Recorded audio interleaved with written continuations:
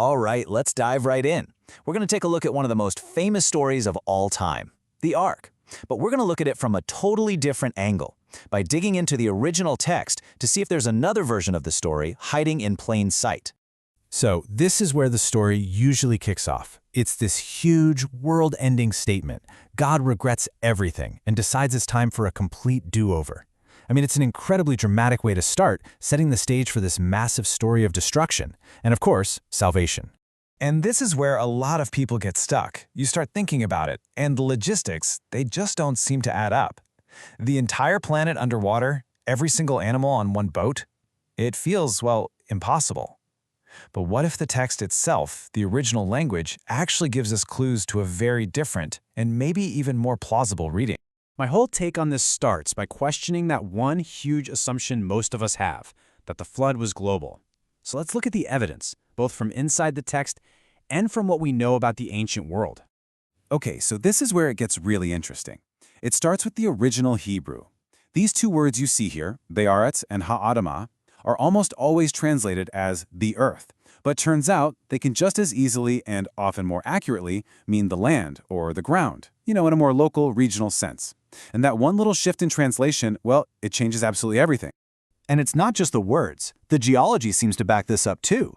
This story lines up perfectly, not with a single global flood, but with a period of massive, catastrophic regional floods that we know happened all over the world as the last ice age was ending. This could be why so many ancient cultures have a great flood story. It was a real, shared experience for people in different regions. So what about the part where the mountains were covered? Well, the Hebrew verb used there, kasah, is fascinating. It doesn't just mean submerged. It can also mean to hide from view. Think about it. If you're on a boat in the middle of a torrential months-long storm with thick fog rolling off the cold floodwaters, the mountains would be completely hidden. Covered, yes, but not necessarily underwater.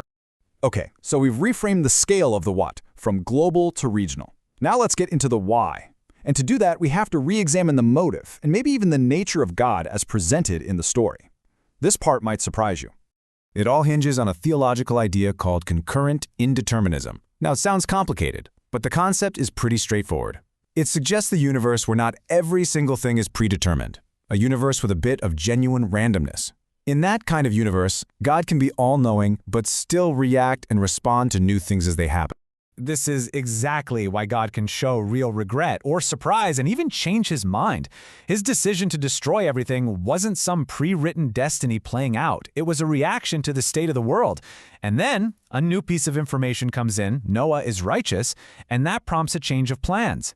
And this isn't a one-time thing. If you look closely throughout the Bible, you see this pattern over and over. A God who genuinely interacts with people, who listens to arguments, and who will change an intended course of action based on how things unfold. All right, so if the flood was regional and God can change his mind, that begs the question, who exactly was being saved? And maybe more to the point, who was the actual target of all this destruction? The key, I think, is this super rare Hebrew phrase, the breath of the spirit of life. It's like a linguistic breadcrumb trail. It shows up first when God creates Adam.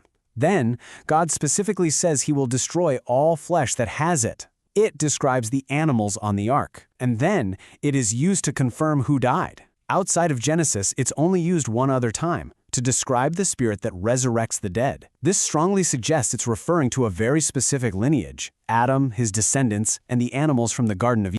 And get this, the text uses 3 different words for died, which seems kind of redundant, right? Unless each one means something specific. First, we see the word gawa, which means perished. This seems to be talking about the collateral damage, the tragic but unintended loss of all the other life caught in the flood. Then the very next verse, the word changes to muth. This one means something more like died as a consequence. So now we're moving from a general perishing to a specific punishment. This was the judgment aimed directly at that specific group, the ones with that breath of the spirit of life. But the real clincher is this third word, maha. It means to erase or to blot out. So the crucial point here is that this wasn't just about killing. This was about a targeted erasure of a specific corrupted lineage, and maybe even wiping the physical location of the Garden of Eden right off the map. Okay, let's fast forward to what happens after the flood. If the event was this targeted, regional act, How does that change the way we understand that famous covenant, the promise with the rainbow? Oh, and here's a little detail that I think is just fascinating. If you actually calculate the time Noah was on the ark, using the dates given in Genesis, it comes out to 365.26 days. That's a precise solar year. That kind of astronomical accuracy is incredibly unusual for a text from this time and place. And remember how we talked about the specific language? It shows up again here when God blesses the animals. He uses two different words. First, Boresh, telling them to repopulate the local land that was just flooded, and then he uses Ha'aresh, telling their descendants to eventually spread out across the wider earth. The recovery plan was regional first. The wording of the covenant itself, the big promise, is also incredibly precise. The promise is made to Noah and his family, and to every living creature of all that go out of the ship. Notice that. It's not a blanket promise to every living thing on the entire planet. It's a personal promise made specifically to the passengers on the ark. This changes the whole feeling of the story, doesn't it?